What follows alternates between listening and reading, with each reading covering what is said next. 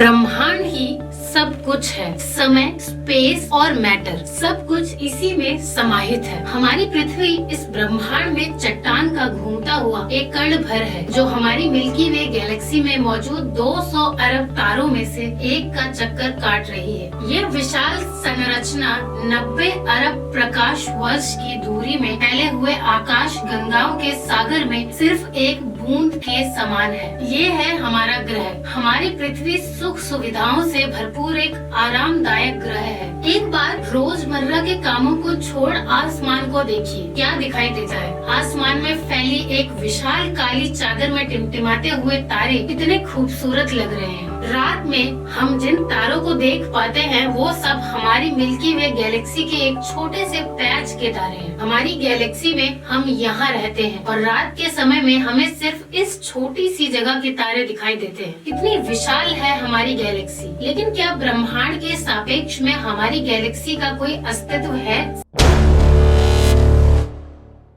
Seize media के इस video में आपका फिर से स्वागत है, जिसमें हम ब्रह्मांड के आखिरी छोर तक का सफर करेंगे। तो अपनी सीट बेल्ट बांध लीजिए, क्योंकि हमारा यह सफर बहुत ही रोमांचक और खतरों से भरपूर होने वाला है। तो चलिए पृथ्वी की सतह से उड़ान भरते हैं और ब्रह्मांड के आखिरी छोर की ओर चलते हैं। जैसे जैसे हम पृथ्वी की सतह से ऊपर उठते जा रहे हैं, वैसे वैसे हमें पृथ्वी की सतह ब्लू स्फीयर की तरह दिखने लगी है। ये है इंटरनेशनल स्पेस स्टेशन, इंसानों द्वारा स्पेस में बनाई गई सबसे बड़ी चीज। ये 27,580 किलोमीटर प्रति घंटे की रफ्तार से पृथ्वी के चक्कर काट रहा है, जो कि पृथ्वी की सतह से लगभग 400 किलोमीटर ऊपर है और ये 24 घंटे में लगभग चारों ओर घूम जाता है। जैसे ही हम इंटरनेशनल स्पेस स्टेशन से और ऊपर जाते हैं, तो हमें इंसानों द्वारा बनाई गई कुछ और चीजें भी दिखाई देती हैं। सैटेलाइट्स। अंतरिक्ष में इंसानों द्वारा भेजी गई हजारों सैटेलाइट्स पृथ्वी का चक्कर काट रही हैं। सैटेलाइट्स का अंतरिक्ष में एक जाल सा बिछा हुआ है। चलिए और ऊपर चलते हैं। इतने ऊपर से पृथ्वी का नजारा तो देखिए, कितना खूबसूरत लग रहा है ना? वेल, हम पहुंच चुके हैं चांद के पास। हमसे पहले यहाँ पर 12 एस्ट्रोनॉट्स आ चुके हैं, जिनमें नील आर्मस्ट्रांग पहले व्यक्ति थे जो इसकी सतह पर उतरे थे, और उनके पैरों के निशान आज भी चांद की सतह पर देखे जा सकते हैं। चांद पर कोई वायुमंडल नहीं है, इस वजह से ये निशान सदियों तक ऐसे ही बने रहेंगे। हम अभी अपने घर से लगभग 4 लाख किलोमीटर दूर हैं और चंद्रमा से हमारा ग्रह कुछ इस तरह दिखाई देता है। ऐसा लग रहा है जैसे अंतरिक्ष में कोई ब्लू मार्बल रखी हो। चांद की सतह एक बैटलफील्ड की तरह लग रही है, जिसने पिछले अरबों सालों से कॉमेट और एस्टेरॉइड्स की मार को झेला है। चांद का कोई वायुमंडल नहीं है जो कि कॉमेट या एस्टेरॉइड्स को स्पेस में ही जला दे। सौभाग्य से हमारी पृथ्वी का वायुमंडल है, जो हमें स्पेस से आने वाले खतरों से बचाता है। चलिए अंतरिक्ष में एक लंबी छलांग लगाते हैं। ये है हमारे सौरमंडल का सबसे चमकीला ग्रह वीनस। इसको पृथ्वी की छोटी बहन बोला जाता है, क्योंकि यह पृथ्वी की ही तरह रॉकी प्लैनेट है, जिसकी ग्रेविटी लगभग पृथ्वी के ही समान है। लेकिन यह ग्रह नर्क की तरह है, क्योंकि इस पर होती है भयंकर बारिश, पानी की नहीं बल्कि एसिड की। इसकी सतह पर जो बादल दिखाई दे रहे हैं वो सल्फ्यूरिक एसिड के हैं। हमारे सौर मंडल में सिर्फ वीनस ही एकमात्र ऐसा ग्रह है जिसे सबसे ज्यादा ग्रीन हाउस इफेक्ट होता है। सूर्य की गर्मी इस पर आती तो है, लेकिन वापस नहीं जा पाती है, जिस वजह से हीट इसके एटमॉस्फेयर के अंदर ट्रैप होकर रह जाती है। यही कारण है कि शुक्र ग्रह हमारे सौर मंडल का सबसे गर्म ग्रह है, जिसका तापमान 465 डिग्री सेल्सियस है। इसकी सतह पर काफी मात्रा में ज्वालामुखी मौजूद है, जो इस ग्रह को और ज्यादा खतरनाक बनाते हैं। इस एंग्री प्लेनेट पर कुछ भी सरवाइव नहीं कर सकता। चलिए अपनी जर्नी को और आगे बढ़ाते हैं। ये है सूर्य के सबसे पास मौजूद ग्रह मरकरी। इस ग्रह की धरती हमारे चंद्रमा जैसी नजर आती है, जिस पर बड़े बड़े गड्ढे मौजूद हैं। इस ग्रह के दिन और रात के टेम्परेचर में बहुत ज्यादा डिफरेंस है। रात के समय में इसका तापमान -170 डिग्री सेल्सियस तक पहुंच जाता है, तो दिन के समय 400 डिग्री सेल्सियस को भी पार कर जाता है। चलिए आगे बढ़ते हैं। ये है हमारा भगवान। यही है जो अपनी ऊर्जा से पृथ्वी पर जीवन को चला रहा है। अगर ये ना होता तो हम भी नहीं होते। पृथ्वी से लगभग 150 मिलियन किलोमीटर दूर मौजूद यह तारा इतना बड़ा है कि इसमें लाखों पृथ्वी समा जाए। सूर्य इतना भारी है कि इसकी ग्रेविटी पूरे सोलर सिस्टम को कंट्रोल कर रही है। इससे निकलने वाली लपटें इतनी बड़ी होती हैं कि सूर्य की सतह से हजारों किलोमीटर ऊपर तक चली जाती हैं। चलिए अपनी यात्रा को आगे बढ़ाते हैं। ये है पृथ्वी का सबसे नजदीकी ग्रह मंगल। इसकी धरती लाल है, इसलिए इसे लाल ग्रह भी बोला जाता है। वैज्ञानिक मंगल ग्रह के बारे में जानने के लिए बड़े उत्सुक हैं, क्योंकि वैज्ञानिक कहीं न कहीं ये अनुमान लगाए बैठे हैं कि मंगल ग्रह हमारा पास्ट है। वैज्ञानिक मानते हैं कि अतीत में मंगल की धरती पर जीवन फला फूला होगा। मंगल की धरती पे भी सागर मौजूद थे, नदियाँ मौजूद थी, इसका खुद का एक एटमॉस्फेयर था। लेकिन आज यह ग्रह वीरान और बंजर पड़ा है। आज वैज्ञानिक इस ग्रह पर सूक्ष्म रूप में ही सही बैक्टीरिया के रूप में जीवन खोजने में जुटे हैं और वैज्ञानिक इस ग्रह पर भविष्य में बस्तियां बसाने की सोच रहे हैं। अगर हम मंगल पर आए हैं तो हम इसे कैसे मिस कर सकते हैं। यह है ओलंपस मॉन्स, एक प्रसिद्ध ज्वालामुखी। मंगल की धरती पर ज्वालामुखी से बना यह पहाड़ पृथ्वी की सबसे ऊंची चोटी माउंट एवरेस्ट से भी लगभग 3 गुना ऊंचा है और यह हमारे सोलर सिस्टम की सबसे ऊंची चोटी है। अगर मंगल की धरती से हम अपने ग्रह पृथ्वी को देखें तो यह कुछ इस तरह की दिखाई देती है। अब आगे की यात्रा थोड़ी सी डरावनी होने वाली है, क्योंकि अब हम एस्टेरॉइड बेल्ट में प्रवेश कर रहे हैं, जो कि मंगल और बृहस्पति ग्रह के बीच मौजूद है। इसमें मौजूद है बड़ी बड़ी और विशालकाय चट्टानें, जो कि सूर्य के चारों ओर घूम रही हैं। इस एस्टेरॉइड बेल्ट में इतनी बड़ी बड़ी चट्टानें मौजूद हैं कि अगर यह सब आपस में मर्ज हो जाएं, तो इनसे एक बड़े ग्रह का निर्माण हो सकता है। इस बेल्ट में इतने बड़े बड़े एस्टेरॉइड मौजूद हैं कि इन पर एक बड़ा शहर बसाया जा सकता है। जैसा कि हम जानते हैं कि 4.5 बिलियन साल पहले हमारे सौर मंडल में ग्रह बने, लेकिन एस्टेरॉइड बेल्ट में मौजूद यह मलबा जैसा का तैसा रह गया। एस्टेरॉइड में मौजूद ये मलबा एक प्लैनेट बन सकता था, लेकिन एक बड़ी शक्ति ने इस मलबे को प्लैनेट नहीं बनने दिया और वो शक्ति थी जुपिटर। जुपिटर की हाई ग्रेविटी ने एस्टेरॉइड बेल्ट के एस्टेरॉइड्स को प्लैनेट नहीं बनने दिया। जुपिटर हमारे सोलर सिस्टम का सबसे बड़ा प्लैनेट है और इसके ढेर सारे चंद्रमा हैं। यह इतना बड़ा है कि हमारे सोलर सिस्टम के अन्य सभी प्लैनेट्स को मिलाकर भी इतना बड़ा ग्रह नहीं बनाया जा सकता। ये है जुपिटर का ग्रेट रेड स्पॉट। ये लाल धब्बा जुपिटर की सतह पर सदियों से चला आ रहा है। यह एक विशाल तूफान है। ये रेड स्पॉट इतना बड़ा है कि इसमें 3 पृथ्वियां आ जाएं। जुपिटर एक गैसीय प्लैनेट है, इस वजह से इसकी सतह पृथ्वी की तरह ठोस नहीं है। अगर आप जुपिटर की सतह पर उतरे तो आप इसकी सतह पर खड़े नहीं हो सकते, बल्कि सीधे इसके अंदर चले जाओगे। जुपिटर जितना वायलेंट और विनाशकारी है, वही इसके चंद्रमा जीवन के पनपने के लिए आइडियल साबित होते हैं। जुपिटर के दर्जनों चंद्रमाओं में से एक है यूरोपा, जो कि पूरी तरह बर्फ की मोटी चादर से ढका हुआ है। वैज्ञानिक मानते हैं कि यूरोपा की सतह पर जमी हुई बर्फ के नीचे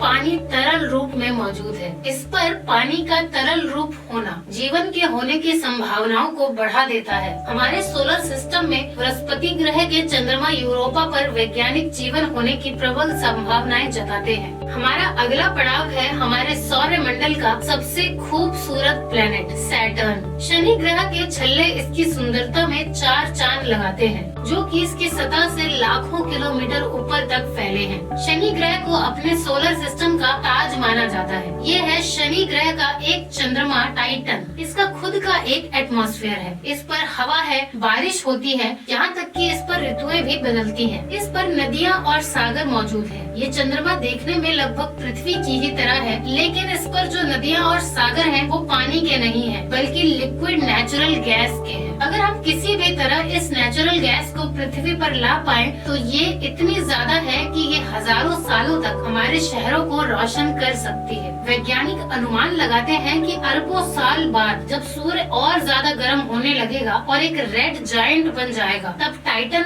हैबिटेबल जोन में होगा। उस समय टाइटन पर पृथ्वी जैसी परिस्थितियां मौजूद होंगी। इस वजह से वैज्ञानिक टाइटन को भविष्य की पृथ्वी मानते हैं। अभी हम अपने घर से इतने दूर आ चुके हैं कि यहाँ से हमारी पृथ्वी एक डॉट की तरह दिखाई देती है। अब जैसे जैसे हम अंतरिक्ष की गहराई में और आगे बढ़ते जाएंगे, वैसे वैसे पृथ्वी हमारी आंखों से ओझल होती जाएगी। हमारा अगला पड़ाव है यूरेनस। प्राचीन समय में यूरेनस और नेपच्यून के बारे में कोई भी जानकारी नहीं थी, जब तक कि टेलीस्कोप का आविष्कार नहीं हुआ था। हमारी सौर व्यवस्था का सबसे आखिरी प्लेनेट है नेपच्यून। हमारा सोलर सिस्टम बहुत बड़ा है, लेकिन नेपच्यून के बाद भी हमारा सोलर सिस्टम खत्म नहीं हो जाता। अपने सोलर सिस्टम की गहराई में हम आगे बढ़ते हैं तो हम पहुंच जाते हैं कुइपर बेल्ट में, जो पिछली एस्टेरॉइड बेल्ट से 20 गुना चौड़ी और 200 गुना ज्यादा फैली है। ग्रहों की लिस्ट से बेदखल किया जाने वाला प्लूटो भी इसी कुइपर बेल्ट का सदस्य है। कुइपर बेल्ट में एस्टेरॉइड बेल्ट से भी ज्यादा बड़े बड़े ऑब्जेक्ट्स मौजूद हैं, जिनकी खुद की ग्रेविटी की वजह से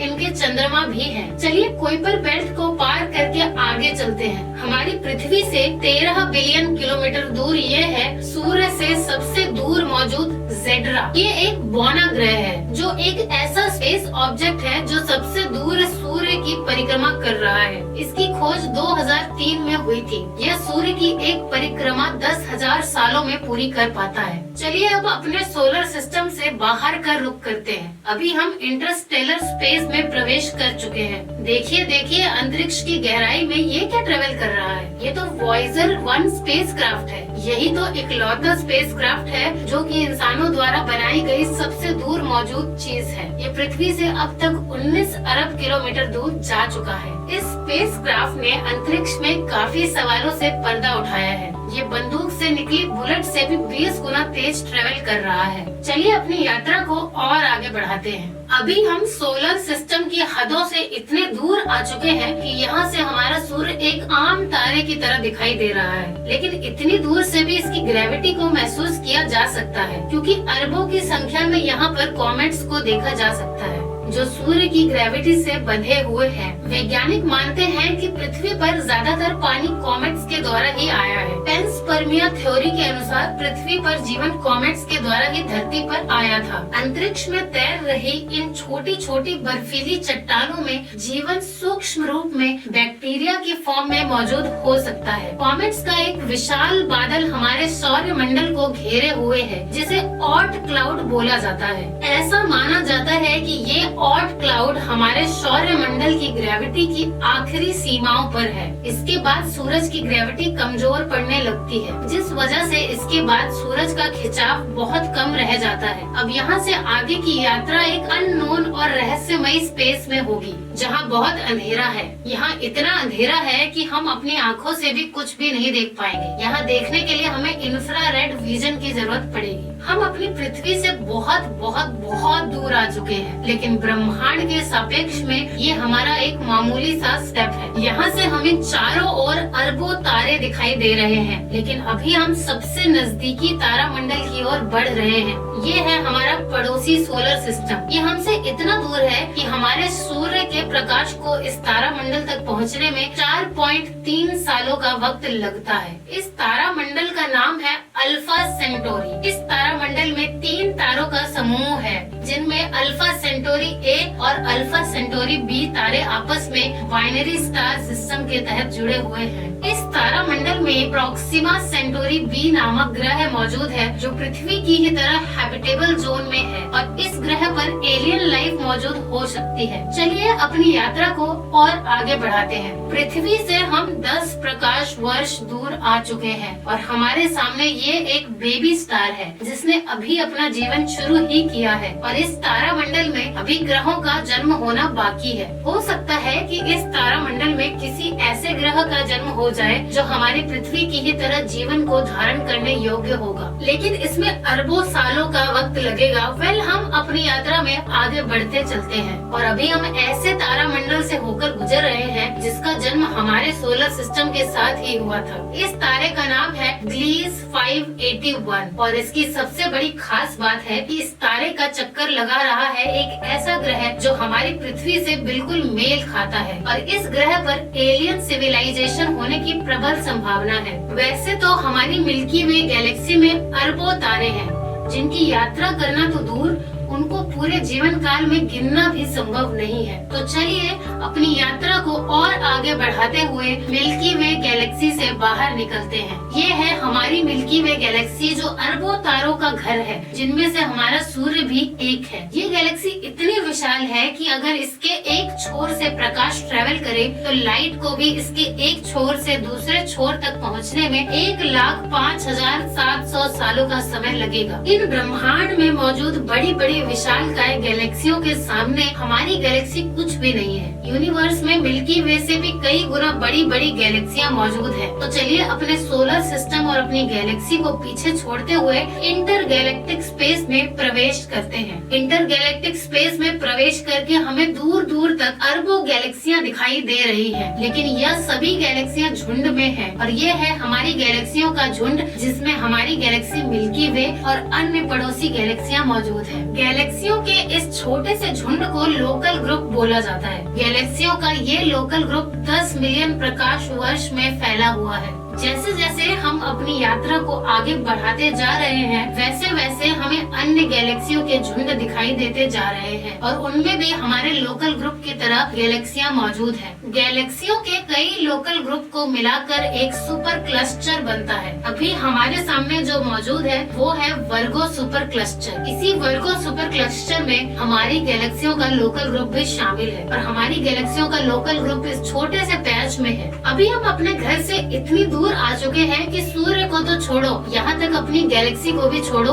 हमारी गैलेक्सी का लोकल ग्रुप ही एक छोटे से पैच के समान दिखाई दे रहा है। इतना विशाल है ना वर्गो सुपर क्लस्टर। इस वर्गो सुपर क्लस्टर में 100 से ज्यादा गैलेक्सियों के लोकल ग्रुप शामिल है, और ये 110 मिलियन प्रकाश वर्ष में फैला हुआ है। चलिए अपनी यात्रा को और आगे बढ़ाते हैं। जैसे जैसे हम आगे बढ़ते जा रहे हैं, वैसे वैसे हमें वर्गो सुपर क्लस्टर जैसे अनगिनत सुपर क्लस्टर्स दिखाई दे रहे हैं। इस सुपर क्लस्टर्स के समूह को नाम दिया गया है लेनियाकिया सुपर क्लस्टर, और हमारा वर्गो सुपर क्लस्टर यहाँ पर है एक छोटे से पैच के समान, जिसमें हमारी गैलेक्सियों का लोकल ग्रुप एक डॉट की तरह भी दिखाई नहीं दे रहा है। ये लेनियाकिया सुपर क्लस्टर 520 मिलियन प्रकाश वर्ष में फैला हुआ है, जिसमें लाखों वर्गो सुपर क्लस्टर जैसे सुपर क्लस्टर्स मौजूद हैं। चलिए अब और आगे बढ़ते हैं। अब हम जैसे जैसे और आगे बढ़ते जा रहे हैं, वैसे वैसे लेनियाकिया सुपर क्लस्टर भी छोटा होता जा रहा है, और इतनी दूर से देखने पर लेनियाकिया सुपर क्लस्टर भी एक छोटे से पैच की तरह दिखाई देता जा रहा है। ओह माय गॉड, मेरा तो दिमाग ही घूम गया। खैर अपनी यात्रा को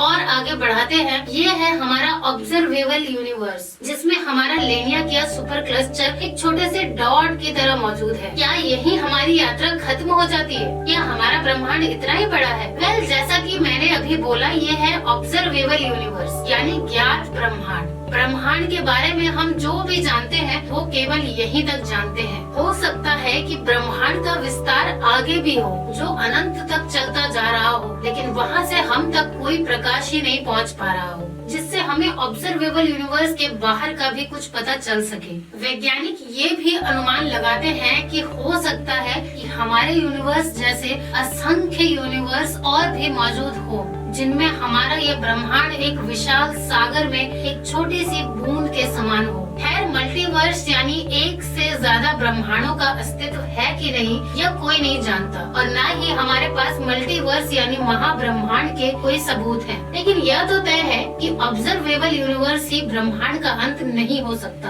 हो सकता है कि हमारा ऑब्जर्वेबल यूनिवर्स भी महाब्रह्मांड में एक छोटे से पैच के समान हो। वेल दोस्तों, आपकी ब्रह्मांड के आखिरी छोर तक की यात्रा कैसी रही, प्लीज हमें कमेंट बॉक्स में जरूर बताएं। अगर आपको ये वीडियो पसंद आई हो तो लाइक शेयर सब्सक्राइब करना ना भूलें।